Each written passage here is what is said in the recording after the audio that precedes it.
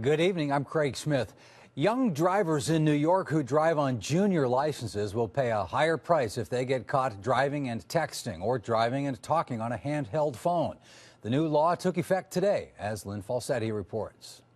Been in a situation where I was in a car accident and the person who hit me was texting it while they were driving. Emily Kaufman was without a car for some time because of it, but luckily is alive. She says the new laws needed to be implemented sooner. It could have saved so many people. It could have, saved us so much hassle, and insurance rates are going up because of things like this, and people are losing their lives because they're not paying attention. And it's really something that I feel should have been handled a long time ago. Starting this weekend, any junior driver caught texting or talking on a cell phone while driving will have their license or permit suspended for 120 days. If there is a second offense within 6 months, a 1-year suspension and an increase in fines up $50. Those we spoke to say they agree with these changes. It's a good idea. I think it should be a good idea for everybody to lose their license, not just kids. Nowadays, I think people think talking on the phone is more important than paying attention to what they're doing. Myself, even guilty of it sometimes. But I think that it's definitely good to have a law like that, just because I think it'll deter people from doing just that. So the increased penalties for distracted driving among young and inexperienced drivers were passed as part of this year's budget.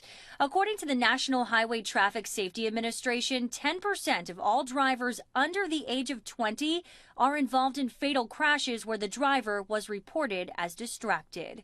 Lynn Falsetti, CBS 6 News. Craig Adams joining us now with a look at what's coming up weather-wise. It's been a little bit of an interesting weekend, isn't it? Yeah, we've had some dampness out here within the immediate Capital District, but on the radar, there's actually a few flakes of snow in the air back over the higher elevations just to the west. I felt there might be a few out there. There's a few out there, but the main source of this weather system is going to stay well to the east of us, and thus we won't get into any big snow events here, or rain events for that matter either. As we take a look at the regional radar, note again the main moisture source is well away from the region, but also note here you see the white blending in. That's some snow that is mixed in spots. It's been very light, just producing some trace amounts, and you have to go up a little bit in elevation for the most part to see that. And again, you can see the moisture mostly off to the east, at least the main part of it, and it will stay that way. Nonetheless, it sets us up for some pretty cold and windy weather as we head into the second half of the weekend. So tomorrow, some leftover clouds to start the day. We're in the lower 30s, and the winds will be brisk. In fact, during the afternoon, we expect gusts to be around 35. Mixed sun and clouds at noontime. Will probably still be under the 40-degree mark, and we only get to the low 40s for highs. And with that wind in there, those temperatures will feel even colder than that. But at least I think it'll be fairly sunny for the afternoon.